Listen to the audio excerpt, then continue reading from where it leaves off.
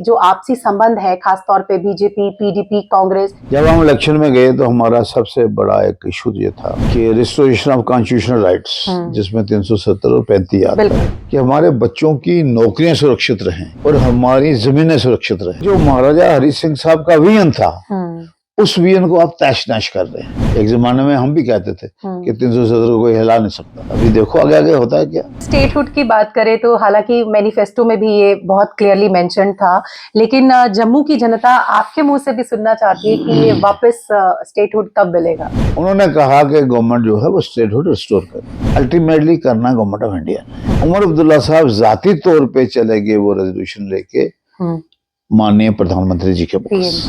ये हिंदुस्तान का ऐसा हिस्सा है जहां बॉर्डर है कि जम्मू कश्मीर में डबल कंट्रोल नहीं चल सकता, डुअल कंट्रोल नहीं चल सकता। 200 यूनिट फ्री का मसला है, एक सिलेंडर फ्री देना है, 12 सिलेंडर दे रहे हैं, उस डेली वेजेस की बात है।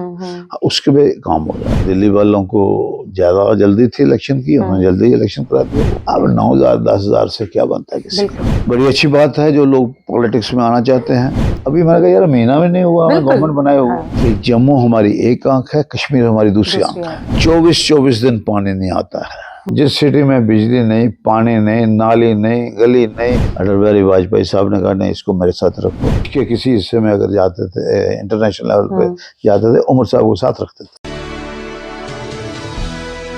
नमस्कार, स्टेट टाइम्स में आप सभी का स्वागत है। आज स्टेट टाइम्स पर हमारे साथ बातचीत करने के लिए एक बहुत ही एक्सपीरियंस्ड लीडर, हमारे साथ फॉर्मर मिनिस्टर अजय सरोत्रा जी मौजूद हैं। तो आइए जम्मू के मौजूदा हालातों पर इनसे बातचीत करते हैं। सर, पहले तो बहुत बहुत स्वागत है आपका स्टेट टाइम्स में। प्रेजेंट सिनेरियो की अगर बात करें तो सर, आपके हिसाब से अभी जो आपसी संबंध है, खासतौर पे बीजेपी, पीडीपी, कांग्रेस, एनसी, क्या समझते हैं, किस तरह के रिलेशनशिप चल रहे हैं? आपको मालूम है कि जहां तक कांग्रेस और नेशनल कॉन्फ्रेंस का तल्लक है, ये प्री पोल अलायंस था। जी बिल्कुल। वो अलायंस आज भी है जी, और हम इंडिया अलायंस का हिस्सा है नेशनल लेवल पे। और अब इलेक्शन हुई, बीजेपी भी मुकाबले में लड़ी, पीडीपी भी लड़ी, तो इस सारा सिनेरियो आपके सामने है, इसमें तो कुछ कहने की जरूरत नहीं है। जी जी जी। तो बाकी जहाँ तक नेशनल कॉन्फ्रेंस का तल्लक है, उमर अब्दुल्ला साहब की क़यादत में यहाँ सरकार बनी है और सरकार जो है इस वक्त 1 महीना हो गया। जी बिल्कुल। इस 1 महीने में अगर सरकार का आप रिपोर्ट कार्ड देखें तो शायद ही किसी सरकार का इतना यानी बाअसर और इतना प्रो पीपल जो है वो ये रिपोर्ट कार्ड होगा जी। क्योंकि रिपोर्ट कार्ड माना जाता है पार्टी का मैनिफेस्टो क्या था जब पार्टी इलेक्शन में गई। बिल्कुल।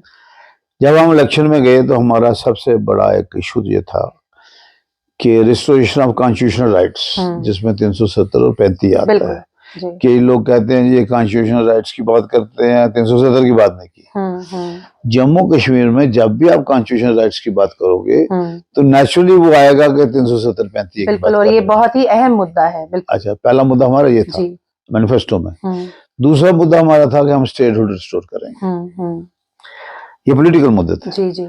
यहाँ तक इसका तल्लक है अपना 370 वाला कॉन्स्टिट्यूशनल राइट्स वाला, तो उसमें आपने देखा कि कॉन्स्टिट्यूशनल राइट के सिलसिले में असेंबली से एक रेजोल्यूशन पास हुआ।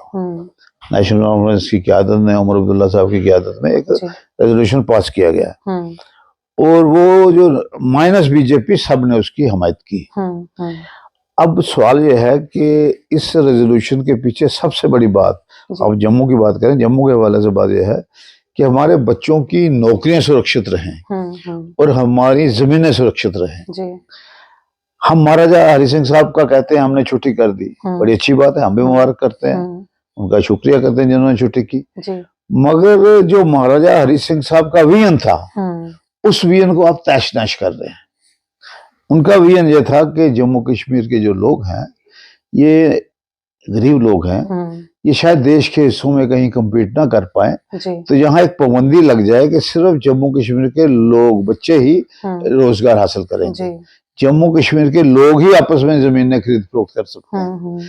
तो वो विजन को उन्होंने तैश नैश कर दिया। वैसे कहते हैं हम हमारे हरि सिंह साहब के अगर बीजेपी को इतना जम्मू से प्यार होता तो वो भी इस रेजोल्यूशन की हमायत करती, जी। वो भी कहती। मैं इसी में सवाल जोड़ना चाहती हूँ कि अभी एनसी सरकार का कहना है कि हम हटा देंगे ये 370 आर्टिकल की अगर बात करें, वहीं बीजेपी कहती है ये पॉसिबल ही नहीं है, तो इस पर क्या कहना चाहेंगे आप?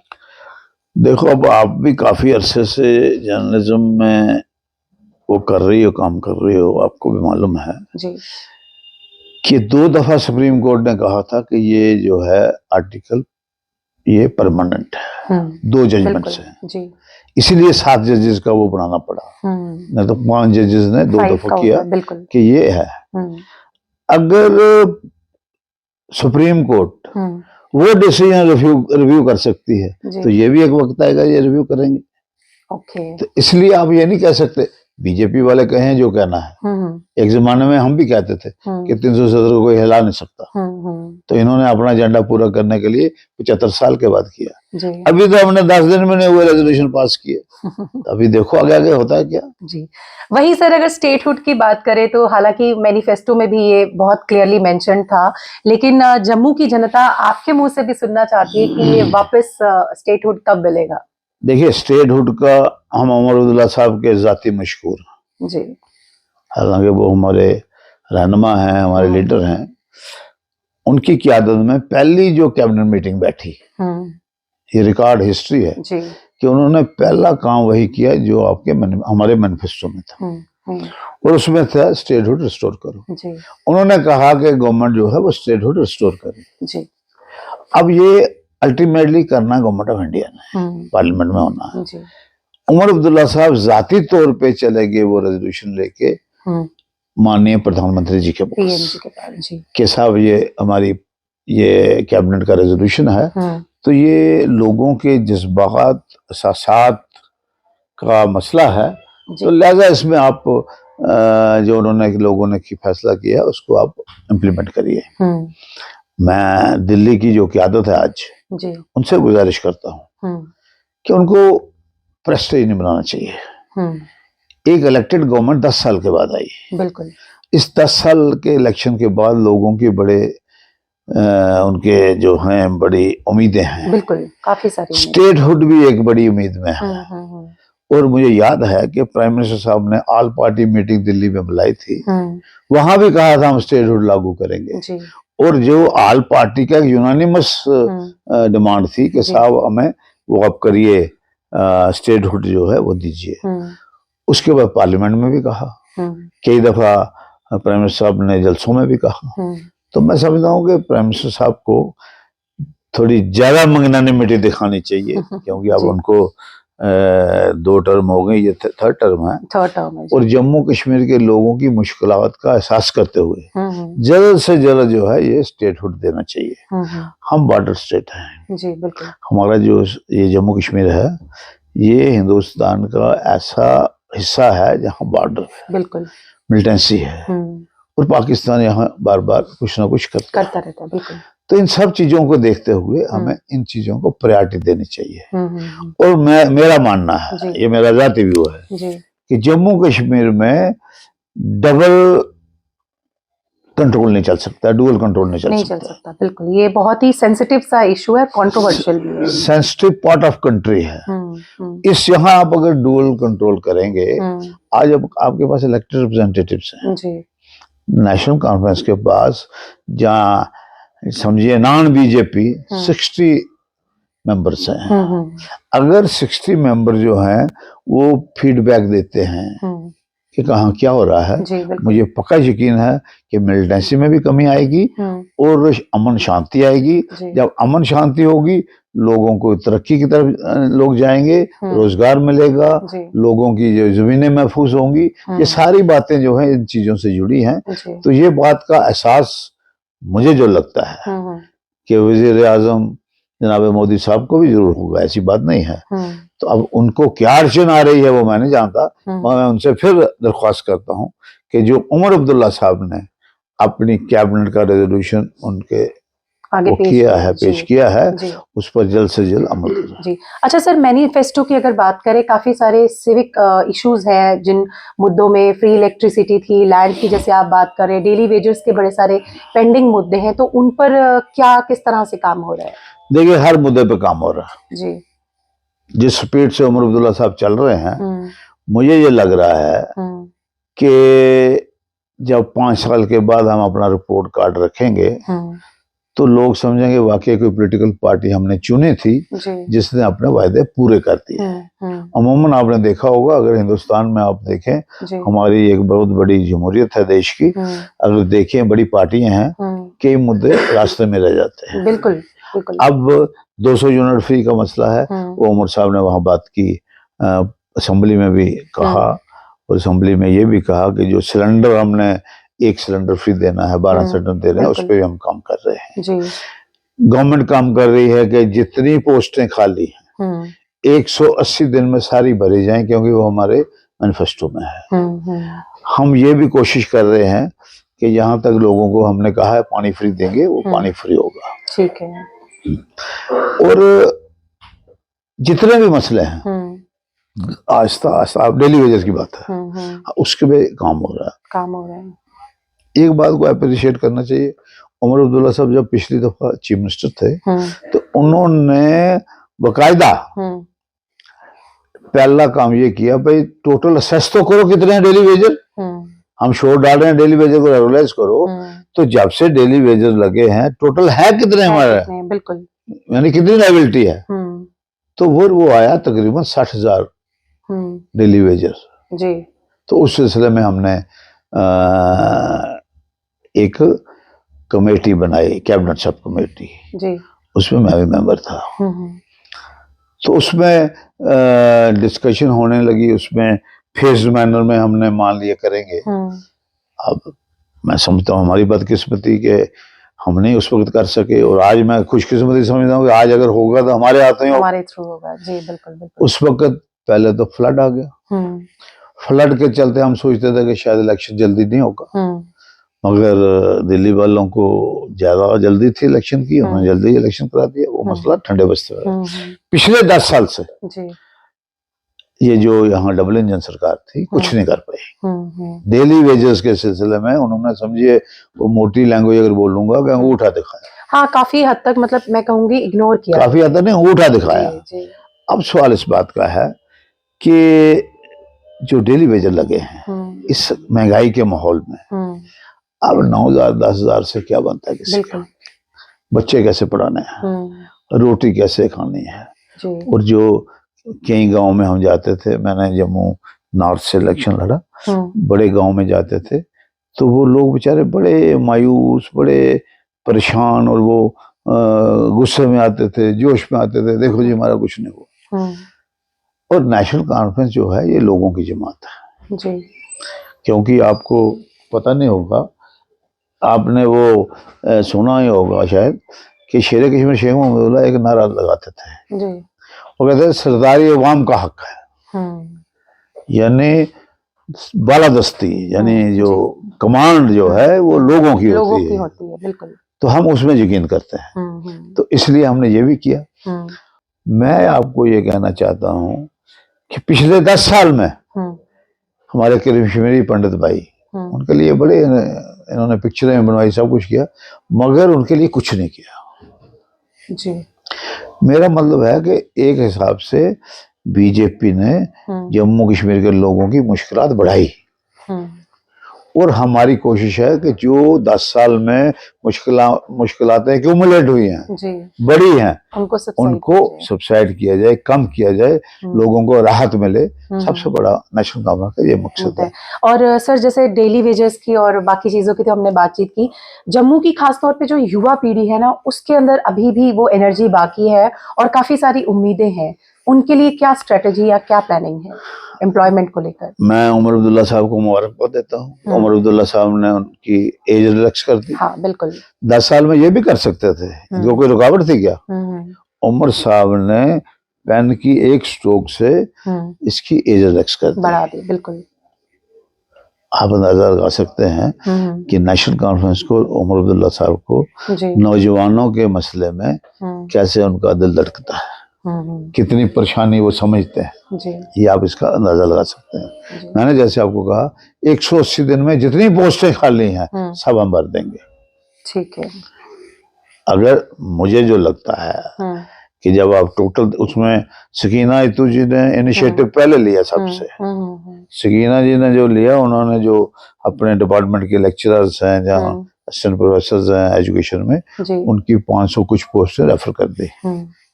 इसी तरह सब डिपार्टमेंट लगे हैं और मुझे भरोसा है कि 180 दिन में इतनी मूवमेंट होगी एम्प्लॉयमेंट के सिलसिले में कि लोगों को एहसास होगा कि वाकई पॉलिटिकल गवर्नमेंट में और नॉन पॉलिटिकल गवर्नमेंट में उनकी सोच में क्या फर्क हो, क्या चेंजेस आए हैं। बहुत बहुत शुक्रिया सर। खासतौर पे जो लोग अभी बहुत लोग ऐसे हैं जो पहले वक्त था पॉलिटिकल करियर लोग नहीं देखते थे फ्यूचर में, आज के इस दौर में बहुत सारे लोग इस फील्ड में आना चाहते हैं, उन्हें आप क्या मैसेज देना चाहेंगे? बड़ी अच्छी बात है जो लोग पॉलिटिक्स में आना चाहते हैं जी। जो भी पॉलिटिक्स में आना चाहे उससे मैं ये कहूँगा कि सबसे पहला पॉलिटिक्स का जो मतलब है ABC कह लीजिए, ABC समझिए जी, पेशेंस जी, और लोगों के साथ डायरेक्ट कांटेक्ट जी।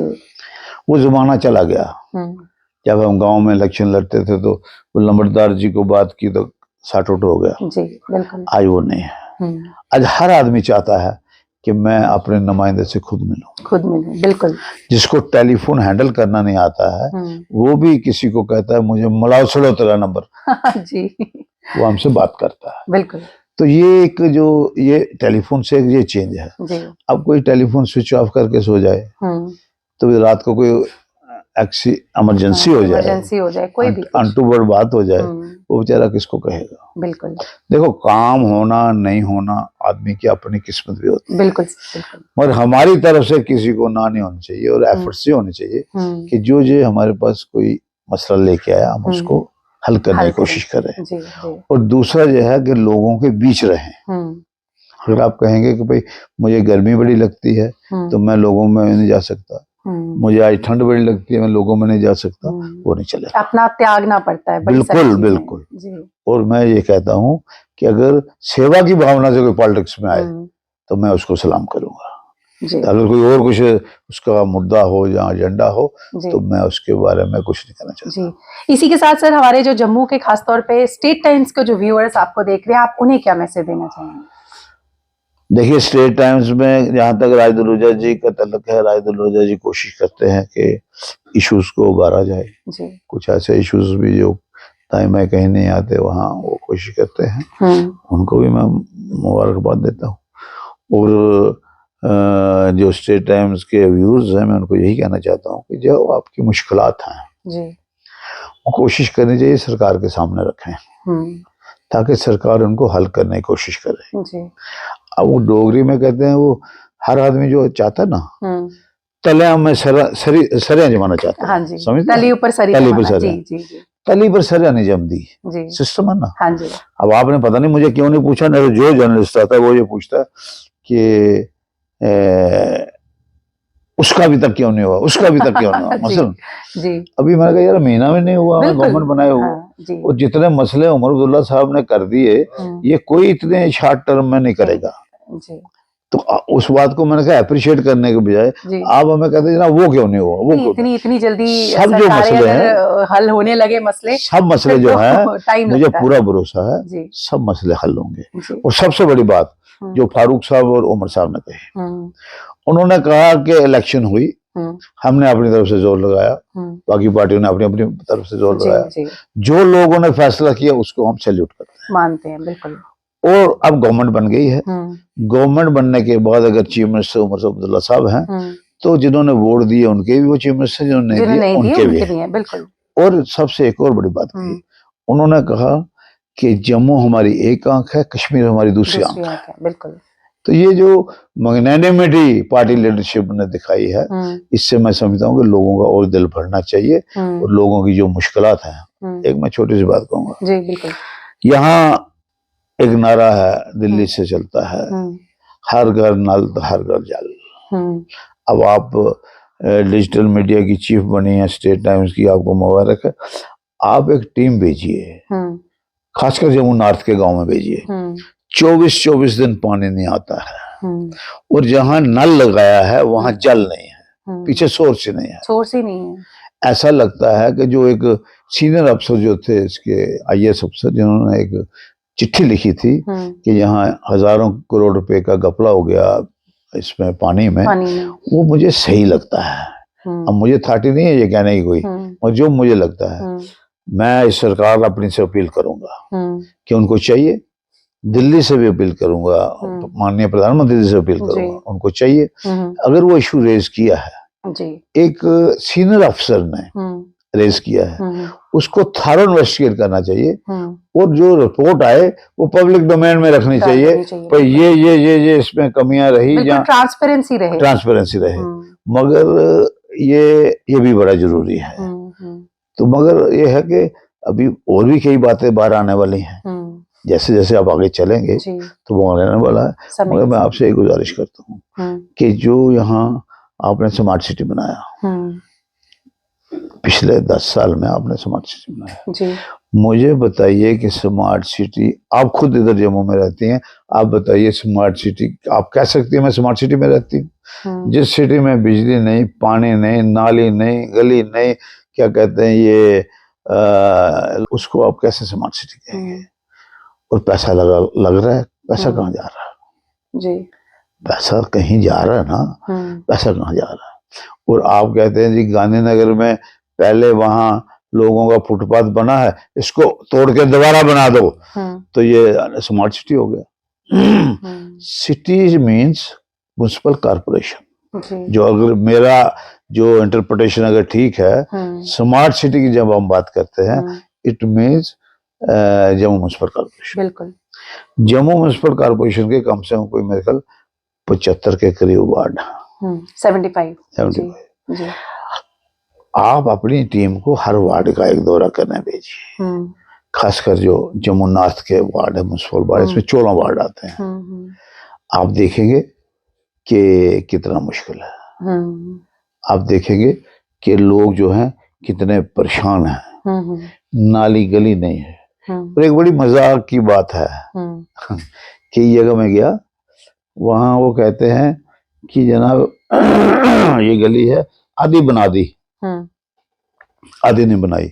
मैंने कहा क्यों नहीं बनाई? उसने ये आधी के आगे जो लोग रहते हैं ना, इन्होंने बोर्ड उधर ही रखा है पीछे जहां से आया है, इधर बोर्ड नहीं बनाया, इसलिए ये गली बंद कर दी। यार ये कौन सी इंसानियत है, ये कौन सी सियासत है? अगर उस गली के आगे कोई वोट देने वाले में तो गुजरना है, चलो गली तो सबकी है, गली सबकी है। यहाँ इतना छोटे नजरिए से इन्होंने किया है। और मैं आपको सच्ची बात बताता हूँ कि कई वार्ड ऐसे हैं आप चल नहीं सकते उनमें, हमने गलियों का ये हाल है। तो खैर बड़ी बातें हैं कहने के लिए, अगर आप कहोगे दिन भर हम कह सकते हैं पिछले 10 साल का इतना तमाशा, मगर फिर भी मुझे भरोसा है कि हम लोगों को मुबारकबाद देते हैं कि जम्मू कश्मीर के लोगों ने अपना फैसला नेशनल कॉन्फ्रेंस के हक में किया, उमर अब्दुल्ला, फारूक अब्दुल्ला साहब के हक में किया, उनकी क़यादत पे भरोसा किया। और मुझे ये भी उम्मीद है कि उमर अब्दुल्ला साहब की क़यादत में और फारूक अब्दुल्ला साहब की सरपरस्ती है। फारूक अब्दुल्ला साहब 5 दफा चीफ मिनिस्टर का हल्फ लिया उन्होंने, यूनियन मिनिस्टर रहे, 3 दफा या 4 दफा MP रहे। पहली दफा जो MP बने थे वो अनअपोज्ड बने थे, अगर आपको याद होगा। और उसके बाद उमर अब्दुल्ला साहब कम से कम 3 दफा MP बने। ये अपने दिल्ली में यूनियन मिनिस्टर है, और उनको पहले कॉमर्स मिनिस्ट्री थी। अटल बिहारी वाजपेयी साहब ने कहा नहीं इसको मेरे साथ रखो एक्सटर्नल अफेयर मिनिस्ट्री में। और जहाँ देश के किसी हिस्से में अगर जाते थे, इंटरनेशनल लेवल पे जाते थे, उमर साहब को साथ रखते थे। उमर साहब ने अपना एक लोया मनाया है पूरे देश में अपनी काबिलियत का। मुझे उम्मीद है कि वो अपनी काबिलियत से यहाँ वो दूसरी दफा चीफ मिनिस्टर बने, पहले 6 साल चीफ मिनिस्टर है।